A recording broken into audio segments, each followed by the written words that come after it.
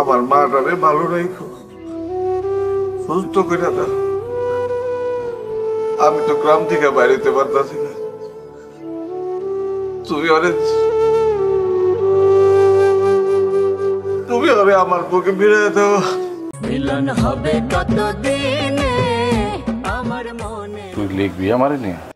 হবে সব, আর কেউ না জানুক, আমি তো আপনারা জানি। আর এটাও জানি গ্রামের কে কোন দিক দিয়া কেমন নাটাই চলাইতেছে আর কেমন খেলতেছে।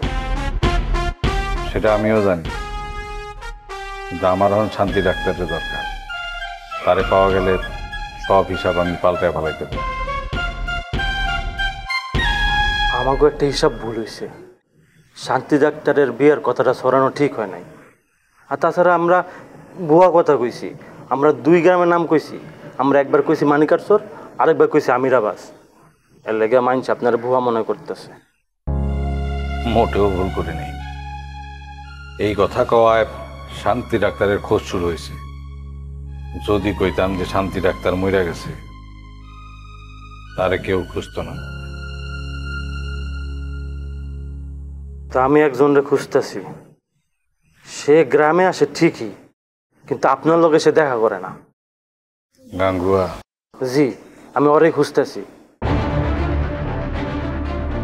আর আপনি স্কুলের ব্যাপারে কিছু করেন, স্কুলের নাম কিন্তু বদলাতে দেওয়া যাইব না। ওই ব্যাপারে উর্মি আর আদিল তৎপর আছে। প্রতিবারটাও ওর দিক থেকে আসুক, তাহলে আমার কথা বলতে সুবিধা হয়।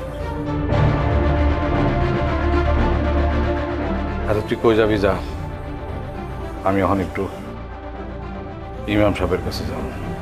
ঠিক আছে মিয়া সাহেব, আমি আধা ঘন্টার মধ্যে আপনার লগে দেখা করতেছি। যাই, আসসালামু আলাইকুম।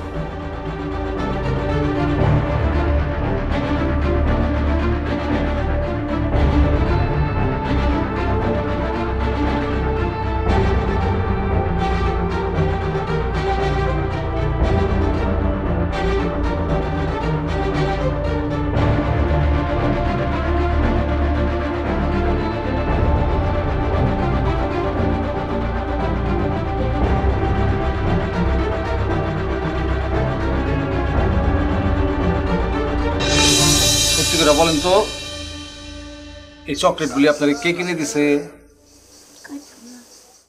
বলেন কে কিনে দিছে? আপনি আমারে বললে কিন্তু আমি আপনার ওই রকম চকলেট এতগুলি কিনে দেবো আম্মা। বলেন।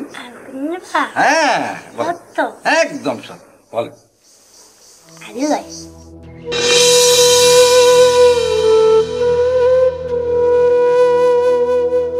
আল্লাহ আমার মাটারে ভালো রাখো, সুস্থ করে দাও। আমি তো গ্রাম থেকে বাইরেতে পারতাছি না,